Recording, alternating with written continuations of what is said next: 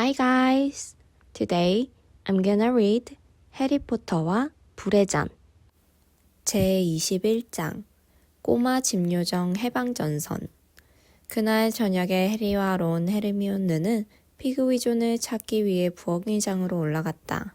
해리가 어떻게 무사히 용을 통과할 수 있었는지 시리우스에게 편지를 보내서 알려줄 생각이었다. 부엌의장으로 가는 도중에 해리는 론에게 시리우스가 카르카로프에 대해서 했던 이야기를 모두 들려주었다. 카르카로프가 죽음을 먹는 자였다는 이야기를 처음 들었을 때 론은 커다란 충격을 받았다. 하지만 부엌의장으로 들어갈 무렵이 되자 오히려 진작부터 의심하지 않은 것이 이상하다고 말했다. 딱 어울리잖아. 그렇지 않니? 론이 생각을 정리하면서 말했다. 말포이가 기차 안에서 시끄럽게 떠들었던 것이 기억나지 않니? 자기 아빠가 카르카로프와 친구라고 했던 거 말이야. 그들은 아마 월드컵에서도 가면을 쓰고 같이 돌아다녔을 거야. 해리, 상상해봐. 만약 불의 잔 속에 내 이름을 집어넣은 것이 카르카로프였다면 지금쯤 완전히 바보가 된 듯한 기분일 거야. 그렇지? 아무런 소용도 없었잖아. 너는 그저 약간 긁혔을 뿐이야. 자, 이리 와. 내가 할게. 피그위존은 편지를 배달한다는 생각에 너무나 흥분해서 잠시도 쉬지 않고 울어대면서 해리의 머리 위를 빙빙 날아다녔다. 론은 손을 뻗어서 피그위존을 낚아챘다. 그리고 해리가 부엉이의 다리에 편지를 동여맬 때까지 꼭 잡고 있었다. 이제 다른 시험은 그렇게 위험하지 않을 거야. 더 이상 어떻게 위험할 수가 있겠어? 론은 피그위존을 창가로 데려가는 해리의 뒤를 따라갔다. 너 그거 아니? 내 생각에 넌 분명히 이 시합에서 우승할 거야, 해리. 정말이라니까. 해리는 론이 지난 몇 주일 동안 있었던 자신의 행동을 사과하기 위해서 그런 말을 하는 것뿐이라는 사실을 잘 알고 있었다. 그래도 해리는 론의 마음이 고맙기만 했다. 하지만 헤르미온느는 부엉이장 벽에 비스듬히 몸을 기댄 채 팔짱을 끼고 론을 못마땅하게 쳐다보았다. 해리가 이 시합을 끝내려면 아직도 갈 길이 멀어. 헤르미온느가 심각한 표정을 지으면서 말했다. 첫 번째 시험이 이 정도라면 다음 시험은 또 어떤 것이 될지 생각조차 하기 싫어. 희망이 전혀 없다는 말이니? 그래? 론이 볼멘 소리로 말했다. 어떨 때에는 너나 트릴로니 교수나 똑같은 것 같아. 해리는 피그위존을 안고 창문으로 걸어가서 살짝 던졌다. 피그위존은 4m 정도 아래로 곧장 떨어지더니 가까스로 다시 날아올랐다. 피그위존의 다리에 묶여있는 편지가 평소보다도 훨씬 더 길고 무거웠던 것이다.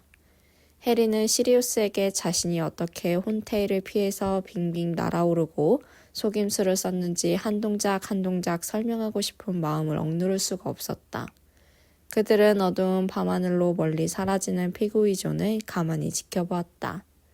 자, 해리, 이제 그만 아래층으로 내려가서 너를 위한 깜짝 파티에 참석하는 게 좋겠다. 지금쯤 프레드와 조지가 주방에서 음식을 잔뜩 빼내왔을 거야. 마침내 론이 해리를 쳐다보면서 입을 열었다. 과연 그들이 그리핀도르의 학생 휴게실로 들어갔을 때 온통 환호성과 박수 소리로 터질 것만 같았다.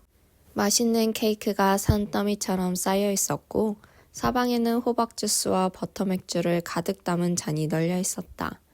또한 리 조던이 필리버스터의 폭죽을 터뜨렸기 때문에 공중에는 별과 불꽃들이 가득했다.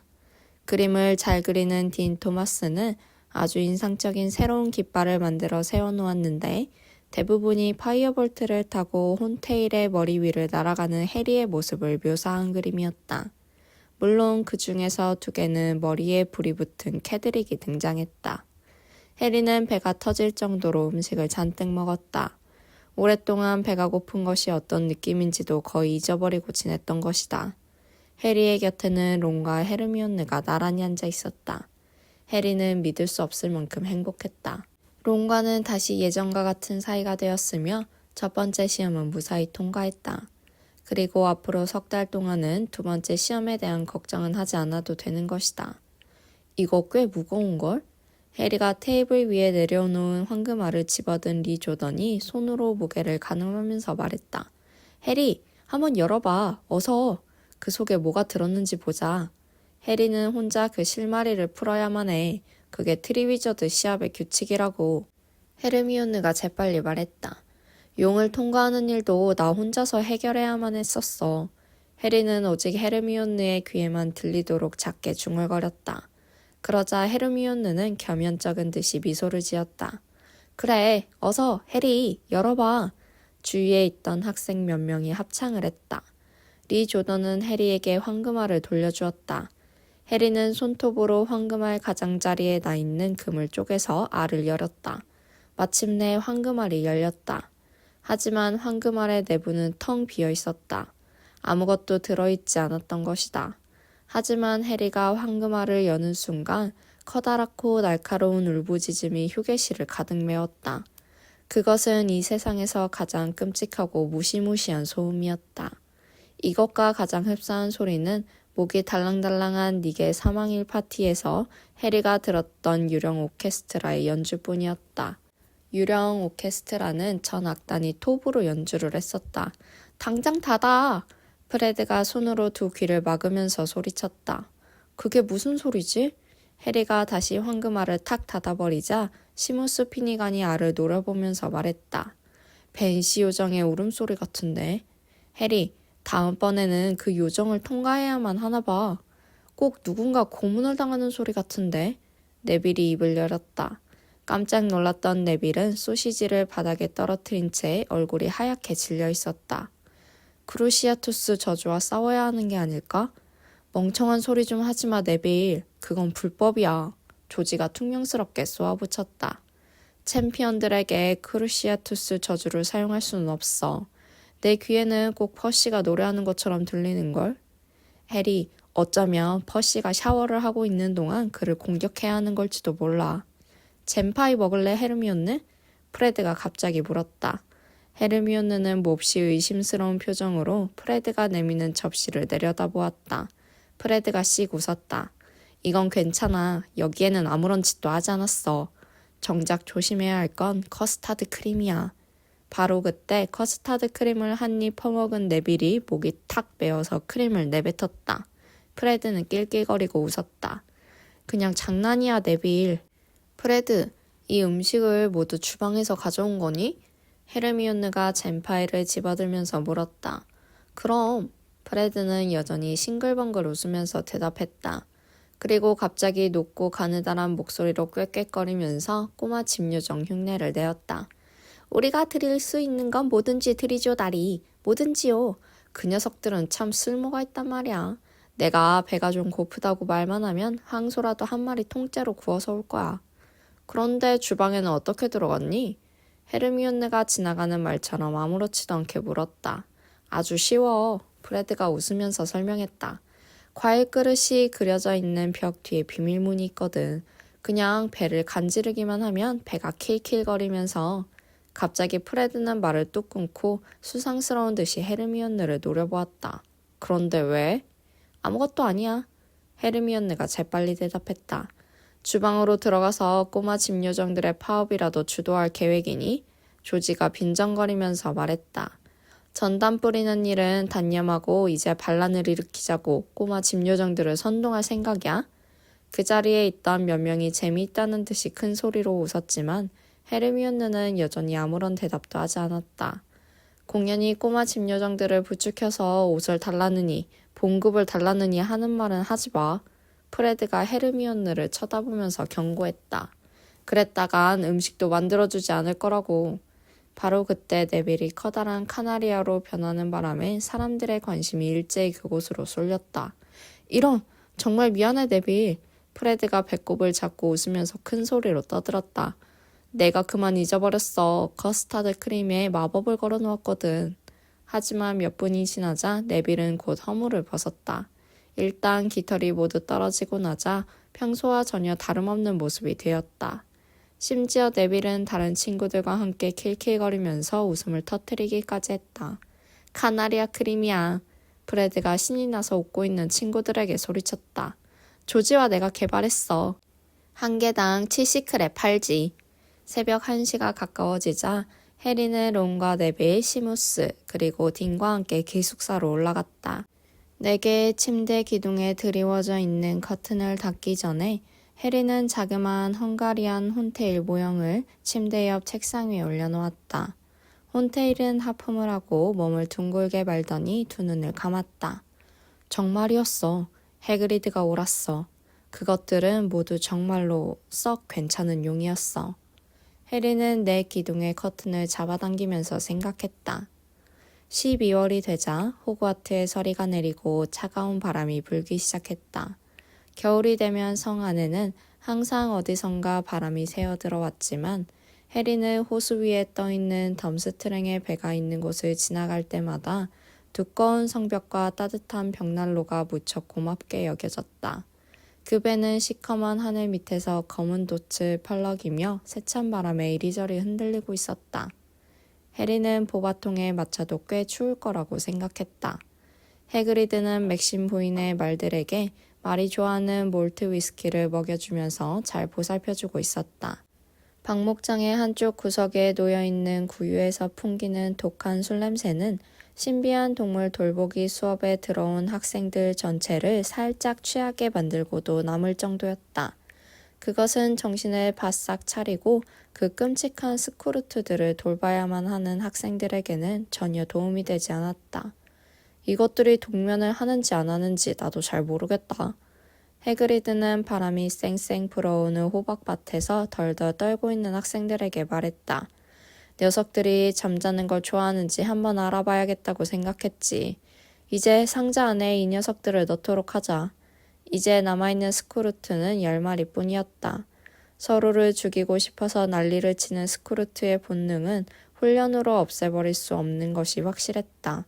벌써 스쿠르트들은 이제 길이가 거의 2미터 가까이 될 정도로 성장했다.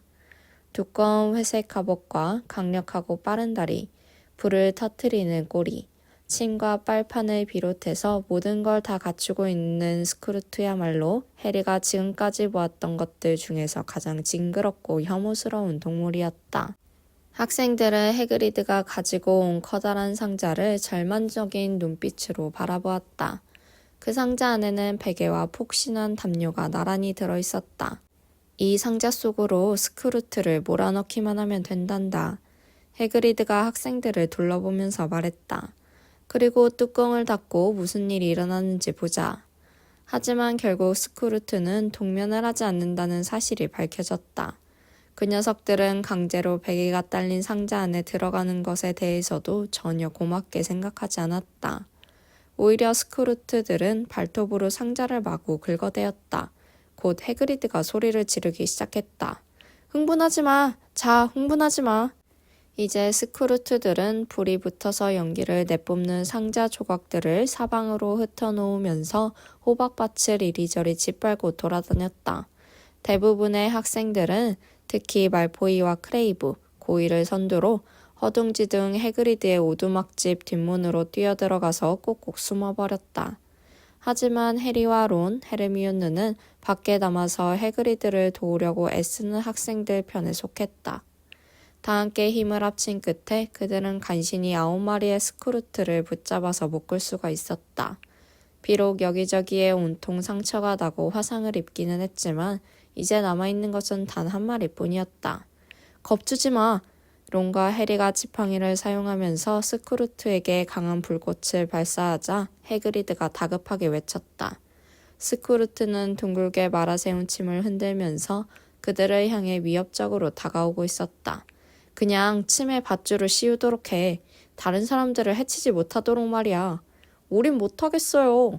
론이 잔뜩 화가 난 목소리로 외쳤다. 이제 론과 해리는 불꽃으로 스쿠르트를 계속 쫓아버리면서 거의 해그리드의 오두막집 담까지 주춤주춤 뒤로 물러나고 있었다. 이런 아주 재미있어 보이는걸? 리타 스키터가 해그리드의 정원 담장에 몸을 기대고 서서 안을 들여다보고 있었다. 리타 스키터는 악어 가죽 핸드백을 팔에 낀 채 보라색 털이 달린 진한 붉은색 두꺼운 망토를 입고 있었다. 해그리드는 해리와 론을 구석으로 몰고 있는 스쿠르트 위로 몸을 던져서 깔고 앉았다. 스쿠르트의 꼬리에서 불이 뿜어져 나오자 근처에 있던 호박줄기가 순식간에 시들어버렸다. 누구시죠? 스쿠르트의 침을 밧줄로 꽁꽁 묶으면서 해그리드가 리타 스키터에게 말을 걸었다. 리타 스키터라고 해요. 예언자일보의 기자죠. 리타 스키터가 활짝 웃으면서 대답했다. 리타 스키터의 황금 이빨이 반짝거렸다. 그런데 덤블도어가 당신을 더 이상 학교에 들어오지 못하도록 한 걸로 알고 있는데요. 해그리드가 살짝 얼굴을 찡그리면서 말했다. 해그리드는 납작해진 스크루트를 번쩍 들어올려서 동료들이 있는 상자 안으로 쑤셔넣기 시작했다. 하지만 리타 스키터는 마치 해그리드의 말을 전혀 알아듣지 못한 것처럼 행동했다. 이 매력적인 동물들은 뭐라고 부르나요? 리타 스키터는 더욱 환하게 웃으면서 물었다. 폭탄꼬리 스크루트요. 해그리드가 퉁명스럽게 대답했다. 그래요? 리타 스키터는 상당히 호기심을 느낀다는 듯한 표정을 지었다. 이런 동물은 지금까지 한 번도 들어본 적이 없어요. 어디에서 났죠? 해리는 해그리드의 얼굴이 텁수룩한 검은 수염부터 붉게 물들기 시작하는 것을 알아차렸다. 그 순간 해리의 심장이 덜컥 내려앉았다. 해그리드가 어디에서 스크루트를 구해왔을까? 아주 흥미롭죠? 그렇지, 해리? 줄곧 해리와 비슷한 생각을 하고 있었는지 헤르미온느가 재빨리 끼어들었다. 응? 그래. 아이쿠, 정말 흥미로워. 헤르미온느가 그의 발을 꽉 밟자 해리가 더듬거리면서 말했다. 오, 해리, 여기 있었구나. 리타 스키터가 해리를 향해 돌아서면서 소리쳤다. 그러니까 너는 신비한 동물 돌보기 수업을 좋아하는구나. 그렇지? 네가 가장 좋아하는 수업 중에 하나야? 그래요. 해리가 고개를 끄덕이면서 분명하게 대답했다. 그러자 해그리드가 해리를 쳐다보면서 활짝 웃었다. 해리는 리타 스키터의 시선이 딘을 지나서 라벤더와 시무스 그리고 오두막 창가까지 재빨리 훑어보는 것을 알아차렸다. 그곳에는 반 아이들 대부분이 창문에 코를 바싹 갖다 대고 소동이 끝났는지 알아보기 위해 기다리고 있었다.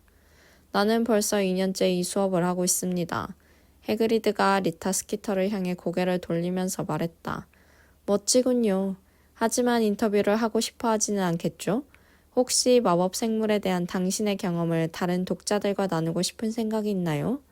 예언자일보는 매주 수요일마다 동물에 관한 칼럼을 싣고 있답니다. 물론 당신도 알고 계시겠지만 말이죠. 우리는 이것들, 그러니까 총꼬리 스크루트의 사진을 찍을 수도 있습니다. 폭탄꼬리 스크루트입니다. 해그리드가 열심히 설명했다. 그래요. 좋아요. 안 될 이유가 없죠. 하지만 해리는 그 결정이 몹시 불만스러웠다. 하지만 리타 스키터의 눈에 띄지 않고 해그리드에게 그런 말을 전할 만한 방법이 없었다. 그러므로 가만히 서서 해그리드와 리타 스키터가 다음 주에 스리 브룸스틱스에서 만나서 길고 상세한 인터뷰를 하자는 약속을 하는 것을 물끄러미 지켜볼 수밖에 없었다. 곧이어 성에서 수업이 끝났다는 것을 알리는 종이 울렸다. 그럼 안녕 해리. 론과 헤르미온느와 함께 성으로 돌아가는 해리를 쳐다보면서 리타 스키터가 명랑하게 인사를 던졌다. 금요일 밤에 만나요, 해그리드. 저 여자는 해그리드가 하는 말을 전부 꼬아놓을 거야. 해리가 씩씩거리면서 말했다. 제발 해그리드가 스크루트를 불법적인 방법으로 들여온 건 아니어야 할 텐데. 헤르미온느가 힘없이 중얼거렸다. 그 순간 세 사람은 서로의 얼굴을 마주 쳐다보았다. 그것이야말로 해그리드가 꼭 저지를 만한 일이었다. 예전에도 해그리드는 여러 가지 말썽을 일으켰잖아. 하지만 덤블도어는 절대로 해그리드를 해고하지 않았어. 론이 위로를 하면서 말했다.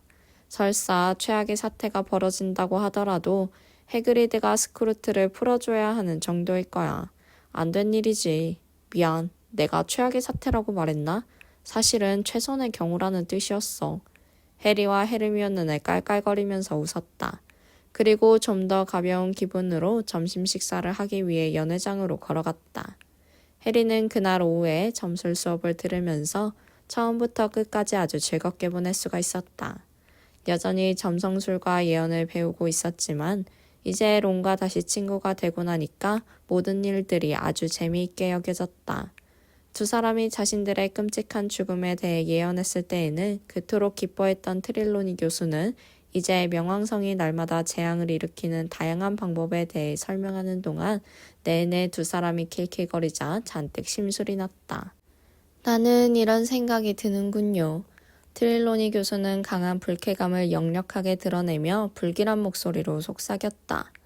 만약 우리 중에서 누군가가 트릴로니 교수는 아주 의미심장한 눈길로 해리를 노려보았다. 지난밤에 내가 수정구슬에서 본 장면을 봤다면 이런 식으로 경솔하게 날뛰지는 않을 거라고 말이죠. 그 당시에 나는 바로 이 자리에 앉아서 바느질에 열중하고 있었는데 갑자기 수정구슬을 살펴보고 싶다는 강한 충동에 사로잡혔어요. 그래서 자리에서 일어나 수정구슬 앞에 앉았어요. 그리고 저 깊은 수정구슬 속을 들여다보았죠. 거기에서 내가 뭘 봤을 거라고 생각하나요? 커다란 안경을 낀 추악하고 늙은 박쥐? 론이 숨을 죽이면서 속삭였다. 해리는 웃지 않으려고 필사적으로 애를 썼다. 죽음입니다, 여러분. 트릴로니 교수가 불안한 목소리로 말했다. 페르바티와 라벤더는 잔뜩 겁에 질린 얼굴로 황급히 손을 들어 입을 막았다. 그렇습니다. 트릴로니 교수는 심각하게 고개를 끄덕였다. 그것은 훨씬 더 가까이 다가왔습니다. 그것은 독수리처럼 우리의 머리 위를 맴돌고 있습니다. 점점 더 낮게, 점점 더 이 성을 향하여. 트릴로니 교수는 노골적으로 해리를 노려보았다. 해리는 일부러 입을 크게 벌리고 하품을 했다. 벌써 80번이나 똑같은 소리를 하지 않았더라면 좀 더 인상적이었을 텐데. 트릴로니 교수의 방을 나와서야 겨우 신선한 공기를 다시 마시게 되었을 때 해리가 입을 열었다. 트릴로니 교수가 나의 죽음을 예언할 때마다 내가 죽었더라면 나야말로 의학적으로 기적의 대상이 되었을 거야. 특별히 농축된 유령이 되었겠지. 론이 의기양양하게 웃으면서 말했다. 그 순간 맞은편에서 다가온 피투성이 바론이 그들의 곁을 지나가고 있었다. 커다랗게 뜨고 있는 피투성이 바론의 눈길은 불길한 느낌을 던지고 있었다. 어쨌거나 우리는 숙제가 없어서 다행이다. 그런데 헤르미온느는 벡터 교수의 수업 시간에 숙제나 왕창 받았으면 좋겠어. 나는 헤르미온느가 숙제를 하느라고 끙끙거릴 때 옆에서 노는 게 제일 좋더라. 하지만 헤르미온느는 저녁 식사 시간에 나타나지 않았다. 해리와 론은 식사 후에 일부러 도서관까지 찾아갔지만 그곳에도 헤르미온느의 모습은 보이지 않았다. 도서관에는 빅터 크룸 한 사람밖에 없었다. 론은 한참 동안이나 책꽂이 뒤에서 서성거리며 크룸을 지켜보았다. 그리고 크룸에게 사인을 해달라고 부탁을 할까 말까 망설이면서 해리와 귓속말로 의논을 했다. 하지만 론은 곧 5명의 여학생들과 자신과 똑같은 고민을 하면서 바로 옆 책상 뒤에 숨어있는 것을 발견하자 당장 크룸에 대한 흥미가 사라졌다. 도대체 헤르미온느는 어디로 간 거지? 해리와 함께 그리핀도르 탑으로 돌아오면서 론이 말했다. 나도 몰라. 허튼 소리. 해리가 머리를 약간 흔들면서 말했다. 하지만 뚱뚱한 여인이 막 출입구를 열었을 때 그들의 등 뒤에서 누군가 황급히 달려오는 발걸음 소리가 들리더니 헤르미온느가 나타났다. 해리! 헤르미온느는 숨을 헐떡이면서 미끄러지듯이 달려오더니 해리 옆에 딱 멈춰섰다. 뚱뚱한 여인은 눈썹을 치켜 올리면서 헤르미온느를 내려다보았다. 해리! 어서 와봐. 꼭 가봐야만 해. 세상에서 가장 놀라운 일이 일어났어. 어서. 헤르미온느는 해리의 팔을 잡고 복도 아래로 끌어당기기 시작했다. 무슨 일이야? 해리가 무슨 영문인지 모르겠다는 듯이 물었다. 거기 도착하면 보여줄게. 자, 어서 서둘러. 해리는 고개를 돌려서 론을 돌아보았다. 론도 무슨 일인지 알 수 없어? 해리를 마주 쳐다보았다. 좋아. 해리는 헤르미온느와 함께 복도를 되돌아가기 시작했다. 론도 재빨리 그 뒤를 따라갔다. 오, 나는 신경 쓰지 마라. 그들의 등 뒤에서 뚱뚱한 여인이 성난 목소리로 외쳤다. 공연히 미안하다는 말로 나를 성가시게 할 것 없다. 나야 뭐 여기 그냥 매달려 있으면 되니까. 너희들이 돌아올 때까지 활짝 문을 열어놓고서 말이다. 예, 고마워요. 론이 어깨 너머로 소리쳤다. 헤르미온느, 어딜 가는 거니? 헤르미온느의 뒤를 따라 6층이나 아래로 내려갔을 때 해리가 물었다. 이제 그들은 대리석 계단을 지나서 현관 복도로 내려서고 있었다. 곧 알게 될 거야. 알게 될 거라고. 헤르미온느는 잔뜩 들뜬 목소리로 대답했다. 헤르미온느는 계단을 끼고 왼쪽으로 돌더니 불의전에서 해리와 캐드릭 디고리의 이름이 나왔던 그날 밤에 캐드릭이 들어갔던 문으로 서둘러 다가갔다. 해리는 지금까지 한 번도 그 문으로 들어가 본 적이 없었다. 해리와 론은 헤르미온느의 뒤를 따라서 돌계단을 내려갔다. 그 계단 끝에는 스네이프의 지하교실로 내려가는 길처럼 음침하고 어두컴컴한 지하 통로 대신에 돌이 깔려있고 횃불이 환하게 밝혀진 널찍한 복도가 나타났다. 복도 양쪽에는 주로 먹을 것을 소재로 한 화려한 그림이 그려져 있었다. 아, 잠깐 기다려. 복도를 반쯤 걸어오던 해리가 천천히 말했다. 잠깐만 헤르미온느. 왜 그래? 헤르미온느가 걸음을 멈추고 해리를 돌아보았다. 헤르미온느의 얼굴에는 기대감과 설레임이 가득 차 있었다. 난 여기가 어딘지 알아. 해리가 헤르미온느에게 말했다. 해리는 팔꿈치로 론을 툭 치면서 헤르미온느의 뒤에 그려져 있는 그림을 가리켰다. 그것은 과일이 담긴 커다란 은그릇이었다. 헤르미온느! 비로소 론이 알아차렸다는 듯이 소리쳤다. 설마 우리를 꼬여서 다시 SPEW인지 뭔지 아는 그 부질없는 일에 끌어들이려는 건 아니겠지? 아니야. 절대로 아니야. 헤르미온느가 황급히 변명했다. SPW가 아니야, 론. 그렇다면 이름을 바꿨나? 그래? 이제 뭐지? 꼬마 집요정 해방전선? 나는 주방으로 쳐들어가서 꼬마 집요정들이 일을 그만하도록 하는 짓 따위는 하지 않을 거야. 절대로 하지 않을 거라고. 론이 이맛살을 잔뜩 찌푸리면서 말했다. 너한테 그런 일을 부탁하지도 않아. 헤르미온느가 벌컥 화를 내면서 소리쳤다. 나는 그저 꼬마 집요정 모두와 이야기를 하려고 내려왔었어. 그리고 어떤 사실을 알게 되었지.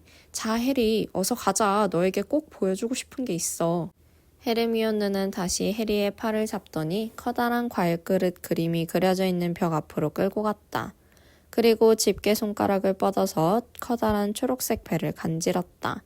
그러자 배가 꿈틀거리며 킬킬거리기 시작하더니 갑자기 커다란 초록색 문 손잡이로 변했다.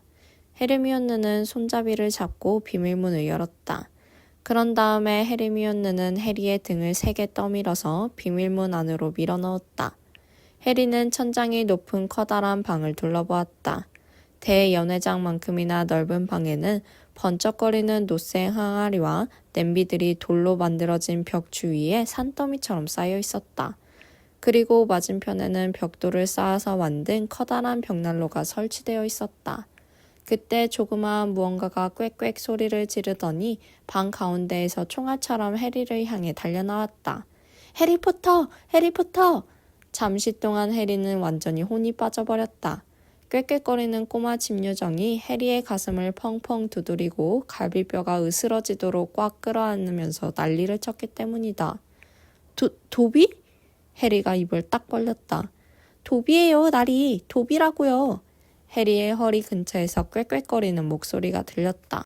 도비는 해리포터를 만나게 되길 기다리고 또 기다렸어요. 그런데 해리포터가 도비를 만나러 와주었군요. 비로소 도비는 해리를 도와주면서 몇 걸음 뒤로 물러섰다. 그리고 환하게 웃었다.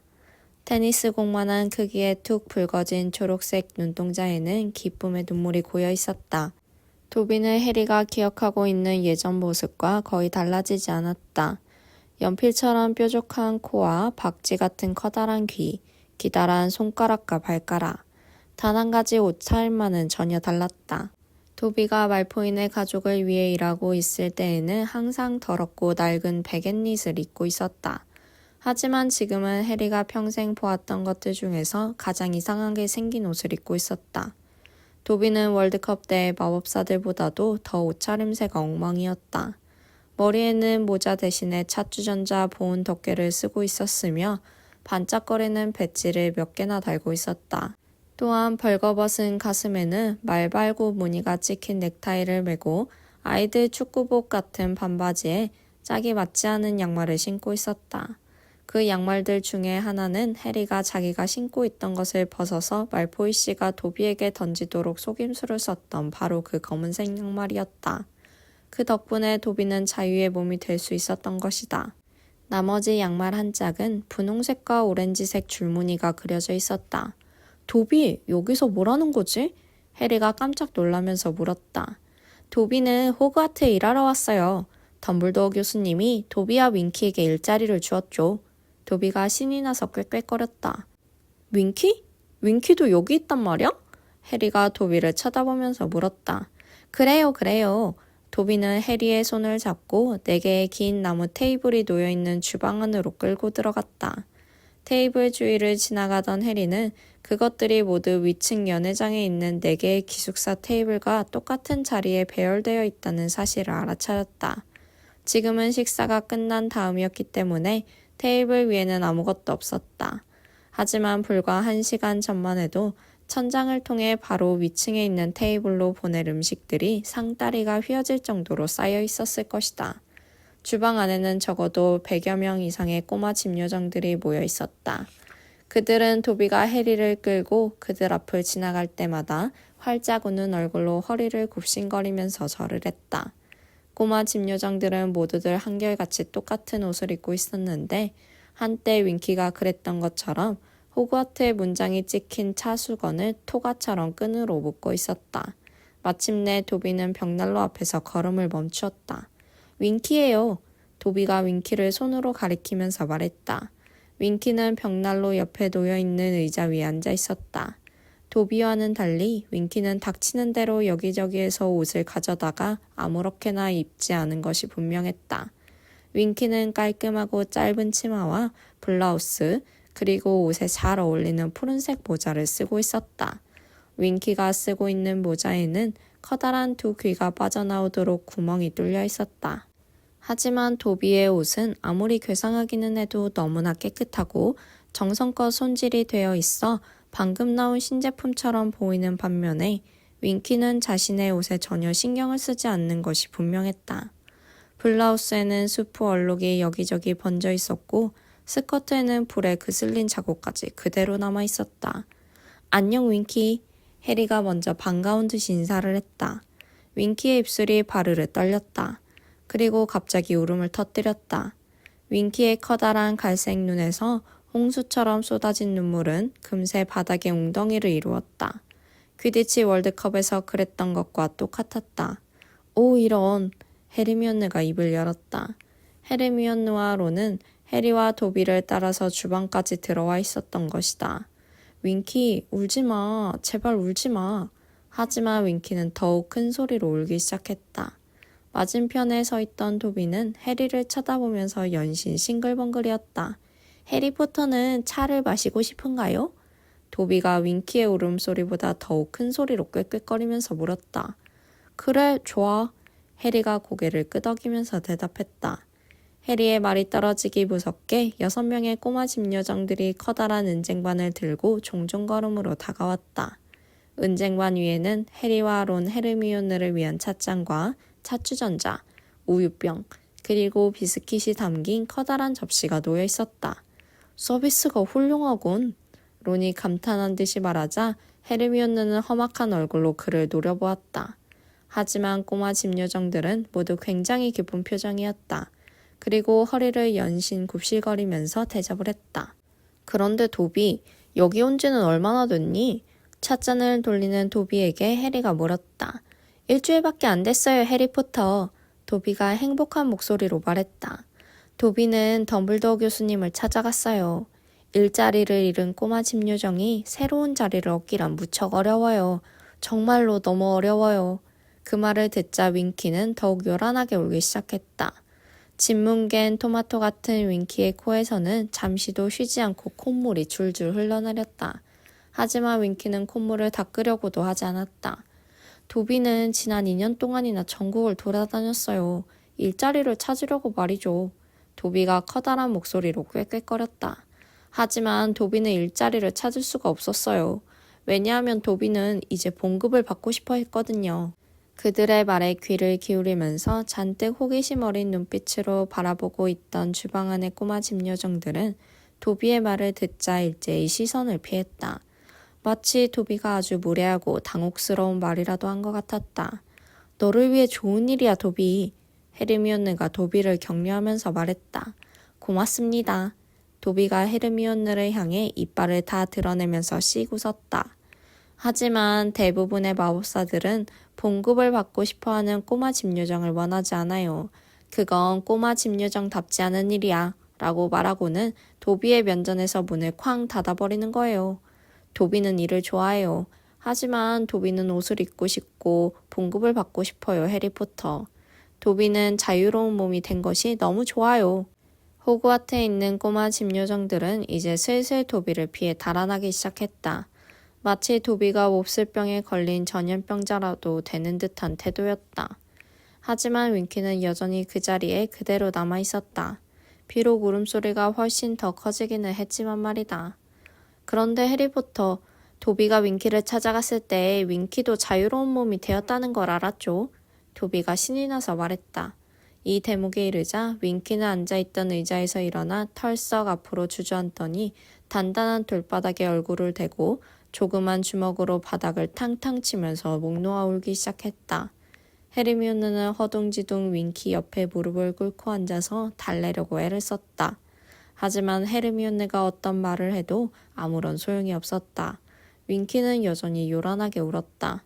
도비는 윙키의 울부짖는 소리보다도 더욱 높은 목소리로 악을 쓰면서 말을 이어나갔다. 그 순간 도비에게 좋은 수가 떠올랐지요, 해리포터. 도비는 말했죠. 도비와 윙키가 함께 일을 하면 어떨까? 그러자 윙키가 말했죠. 꼬마 집요정 2명이 일을 할 만한 곳이 어디일까? 도비는 생각했어요. 그리고 문득 생각났죠. 호그와트. 그래서 도비와 윙키는 덤블도어 교수님을 찾아갔어요. 덤블도어 교수님은 기꺼이 우리를 받아주셨죠. 덤블도어 교수님은 도비가 원한다면 도비에게 봉급도 주겠다고 말했어요. 그러니까 도비는 자유로운 요정이에요. 도비는 일주일에 1갈레온을 받고 한 달에 한 번 쉬어요. 도비는 아주 환하게 미소를 지었다. 도비의 눈에는 다시 기쁨의 눈물이 가득 고였다. 그건 너무나 형편없는 조건이야. 여전히 비명을 지르면서 주먹으로 바닥을 탕탕 치고 있는 윙키를 달래던 헤르미온느가 분개하면서 소리쳤다. 덤블도어 교수님은 도비에게 일주일에 10갈레온과 주말 휴가를 주겠다고 제안했어요. 이 말을 하면서 도비는 갑자기 몸을 부르르 떨었다. 그토록 많은 휴가와 엄청난 봉급을 받는다는 생각만 해도 두려운 것 같았다. 하지만 도비가 그 제안을 거절했어요. 도비는 자유가 좋아요. 하지만 너무 많은 걸 원하지는 않아요. 도비는 일하는 걸 더 좋아해요. 덤블도어 교수님이 너한테는 얼마를 주니, 윙키? 헤르미온느가 다정한 목소리로 물었다. 만약 헤르미온느가 그런 말로 윙키의 기분을 달래주려고 했던 것이라면 그것은 커다란 착각이었다. 갑자기 윙키는 울음을 뚝 그쳤다. 윙키는 몸을 일으키고 앉더니 커다란 갈색 눈으로 헤르미온느를 노려보았다. 윙키의 얼굴은 온통 눈물에 젖어 있었다. 그런데 윙키는 몹시 화가 난 것 같았다. 윙키는 수치스러운 요정이에요. 하지만 아직까지 봉급 따위는 받지 않고 있어요. 윙키가 꽥꽥 소리를 질렀다. 윙키는 그렇게까지 타락하지는 않았어요. 윙키는 자유로운 몸이 된 것에 대해 당연히 부끄러워하고 있어요. 무슨 소리야, 부끄럽다니? 헤르미온느는 어안이 벙벙했다. 하지만 윙키, 진정해. 정말로 부끄러워해야 할 사람은 크라우치 씨야. 네가 아니란 말이야. 너는 아무런 잘못도 하지 않았어. 그 사람이야말로 너에게 아주 끔찍한 짓을. 그 말을 듣자 윙키는 모자 구멍 속으로 손을 집어넣어서 단 한마디도 들을 수 없도록 두 귀를 꽉 막았다. 그리고 날카로운 목소리로 마구 악을 썼다. 내 주인을 모욕하지 마세요. 크라우치 씨를 모욕하지 마세요. 크라우치 씨는 훌륭한 마법사예요. 크라우치 씨는 나쁜 윙키를 해고할 권리가 있어요. 윙키는 교정되기까지 좀 문제가 있어요, 해리포터. 도비가 자신만만한 표정을 지으면서 소리쳤다. 윙키는 자신이 더 이상 크라우치 씨의 소유가 아니라는 사실을 깨닫지 못하고 있어요. 지금은 얼마든지 자기의 생각을 마음대로 말할 수 있는데 좀처럼 그렇게 하려고 하지 않아요. 그렇다면 꼬마 집요정들은 주인에 대한 생각을 말할 수 없단 말이야? 해리가 깜짝 놀라면서 물었다. 오, 그럼요. 안 되죠. 갑자기 도비의 얼굴이 심각하게 변했다. 그건 꼬마 집요정들에게 주어진 속박 중의 하나예요. 주인의 비밀을 간직하고 침묵을 지켜야만 하죠. 우리는 그 가문의 명예를 보존하고 절대로 주인집에 대해서 나쁜 말을 하면 안 돼요. 물론 덤블도어 교수님은 도비에게 그런 일에 찬성하지 않는다고 말씀하셨지요. 덤블도어 교수님은 우리가 원한다면 얼마든지 도비는 불안한지 해리에게 가까이 다가오라고 손짓했다. 해리가 허리를 숙이자 도비가 작게 속삭였다. 교수님은 우리가 원한다면 얼마든지 자신을 괴팍하고 미친 늙은이라고 불러도 된다고 했어요. 도비는 두려움을 감추려는 듯이 킬킬거리고 웃었다. 하지만 도비는 덤블도어 교수님을 그렇게 부르고 싶지 않아요, 해리포터. 도비는 다시 평소와 같이 말했다. 그리고 귀가 펄럭이도록 머리를 흔들었다. 도비는 덤블도어 교수님이 아주 좋아요. 그리고 교수님을 위해서 비밀을 지키고 침묵하는 게 자랑스러워요. 하지만 이제는 말포이 집안에 대해서는 말할 수 있지 않니? 해리가 씩 웃으면서 물었다. 도비의 커다란 두 눈에 두려운 기색이 다시 떠올랐다. 도비는 할 수 있어요. 도비는 어쩐지 자신 없게 말했다. 하지만 곧 작은 어깨를 곧게 폈다. 도비는 해리포터에게 도비의 옛날 주인들이 나쁜 어둠의 마법사라고 말할 수 있어요. 도비는 한참 동안이나 온몸을 부들부들 떨면서 꼼짝도 하지 않고 가만히 서 있었다. 자신의 용감한 발언에 대해서 스스로 겁이 난 모양이었다. 도비는 가장 가까운 테이블을 향해 돌진하더니 자신의 머리를 쾅쾅 들이받았다. 그리고 꽥꽥 소리를 질렀다. 나쁜 도비! 나쁜 도비! 해리는 도비의 넥타이를 붙잡고 테이블에서 멀리 떼어놓았다. 고마워요, 해리포터. 고마워요. 도비가 숨을 헐떡이면서 이마를 문질렀다. 너도 좀 연습이 필요한 것 같구나. 해리가 도비에게 말했다. 연습이라고? 윙키가 분노에 가득 찬 목소리로 외쳤다. 도비, 너는 너 자신을 부끄럽게 여겨야 해. 내 주인에 대해서 그런 식으로 말하다니. 그들은 더 이상 내 주인이 아니야, 윙키. 도비가 용감하게 맞섰다. 도비는 그들이 어떻게 생각하든지 더 이상 상관하지 않아. 오, 너는 정말 나쁜 요정이야, 도비. 윙키가 구슬프게 흐느꼈다. 윙키의 얼굴에서 또다시 눈물이 줄줄 흘러내렸다. 나의 가엾은 크라우치 씨. 윙키도 없이 어떻게 지내실까? 그분은 내가 필요하셔. 그분은 나의 도움이 필요해. 나는 평생 동안 크라우치 가족을 보살폈어. 나보다 전에는 우리 어머니가 그 일을 하셨고 우리 어머니 전에는 우리 할머니가 그렇게 했어. 오, 만약 그분들이 윙키가 자유로운 몸이 되었다는 사실을 아시면 뭐라고 말씀하실까? 이런 수치스러운 일이, 이렇게 수치스러운 일이. 윙키는 다시 치맛자락에 얼굴을 묻고 목 놓아 울었다. 윙키, 크라우치 씨는 분명히 네가 없어도 완벽하게 잘 지내고 있을 거야. 우리도 그 사람을 봤어. 너도 알겠지만. 헤르미온느가 단호하게 말했다. 우리 주인님을 보셨다고요? 여기 호그와트에서 우리 주인님을 보셨단 말인가요? 윙키가 눈물 범벅이 된 얼굴을 번쩍 들고 눈알을 굴리면서 헤르미온느를 바라보았다. 그래, 크라우치 씨와 베그만 씨는 트리위저드 시합의 심판이야. 헤르미온느가 대답했다. 베그만 씨도 왔다고요? 갑자기 윙키가 버럭 소리를 질렀다. 해리는 윙키의 얼굴이 다시 분노로 가득 차오르는 것을 보고 깜짝 놀랐다. 론과 헤르미온느의 표정으로 보건대 그들도 역시 무척 놀라는 것 같았다. 베그만 씨는 나쁜 마법사예요. 아주 나쁜 마법사예요. 우리 주인은 베그만 씨를 전혀 좋아하지 않아요. 그럼요. 절대로 아니에요. 베그만이 나쁘다고? 해리가 물었다. 그럼요. 윙키는 격렬하게 고개를 끄덕였다. 우리 주인은 윙키에게 아주 중요한 말을 했어요. 하지만 윙키는 말하지 않아요. 윙키는 주인의 비밀을 지켜요. 윙키는 또다시 눈물을 줄줄 흘렸다. 그들은 윙키가 치맛자락에 얼굴을 묻고 구슬프게 흐느끼는 소리를 들을 수 있었다. 불쌍한 주인님, 불쌍한 주인님. 이제 윙키는 주인님을 도와드릴 수가 없어요. 하지만 윙키의 말은 더 이상 알아들을 수가 없었다. 그들은 윙키가 울도록 가만히 내버려두고 향기로운 차를 마셨다. 도비는 자유로운 요정으로서 맞이하게 된 생활과 앞으로 봉급을 쓸 계획에 대해서 즐겁게 떠들었다. 도비는 다음 주에 스웨터를 살 거예요, 해리포터. 도비는 아주 행복한 듯이 벌거벗은 가슴을 가리켰다. 도비, 너에게 할 말이 있어. 론은 이 꼬마 집요정에 대해 커다란 호감을 가지게 된 것 같았다. 이번 크리스마스에 엄마가 나 입으라고 떠서 보내주시는 스웨터를 너에게 선물하겠어.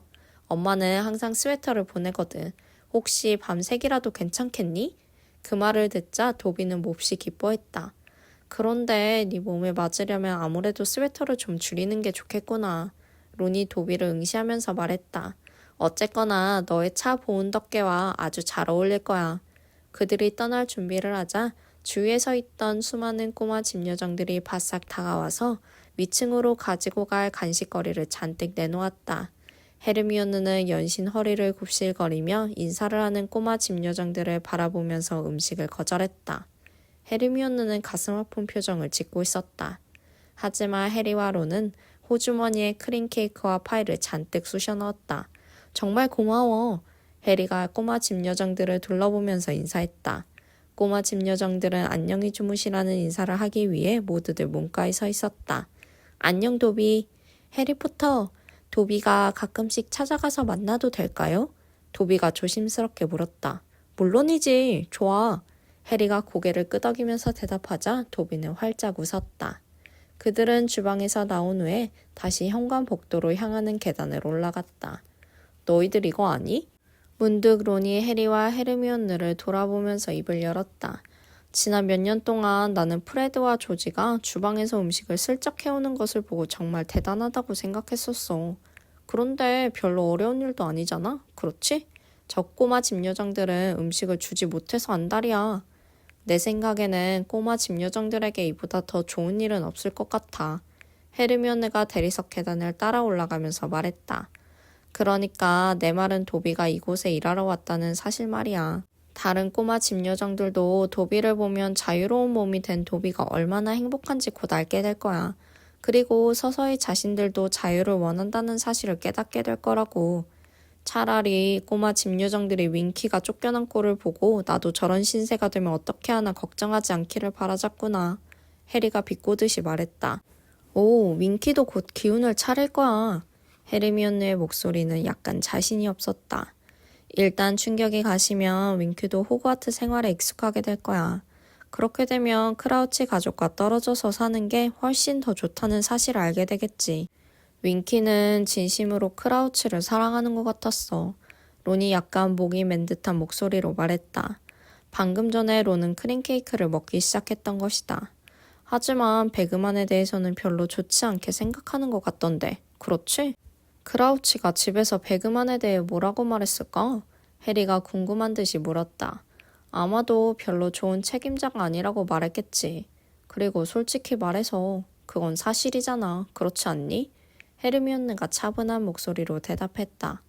그래도 나 같으면 늙은 크라우치보다는 차라리 배그만 밑에서 일을 하겠다. 최소한 배그만은 유머 감각 정도는 있잖아. 론이 빈정거리면서 말했다. 네가 한 말을 퍼시가 엿듣지 못하도록 해. 헤르미온느가 살짝 미소를 지었다. 뭐 괜찮아. 퍼시도 유머 감각이 있는 사람 밑에서는 절대 일하고 싶지 않을 테니까. 안 그래? 물론 퍼시는 바로 눈앞에서 도비의 차주전자 보온 덮개를 쓰고 벌거벗은 채 춤을 추더라도 그게 장난이라는 걸 알아차리지 못하겠지만 말이야. 론은 이제 초콜릿 슈크림을 먹기 시작했다.